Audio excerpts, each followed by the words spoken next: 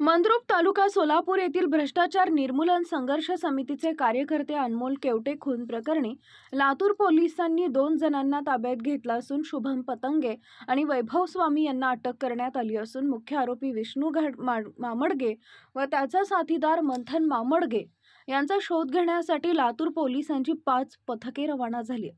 बुधवारी मध्यरात्रीनंतर खाडगाव पोलीस परिसरात गाडीला कट मारण्याच्या कारणावरून अनमोल केवटे आणि त्याची मैत्रीण सोनाली भोसले यांच्यावर धारदार शस्त्राने हल्ला झाला।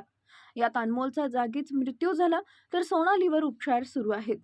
त्या घटनेपूर्वी आम्ही सावधगिरी बाळगली असती तर तो प्रसंग घडला नसता, अशी प्रतिक्रिया अनमोल केवटे यांचा कार चालक नवनाथ धाकपाडे याने व्यक्त केल्याची प्राथमिक माहिती समोर आली आहे।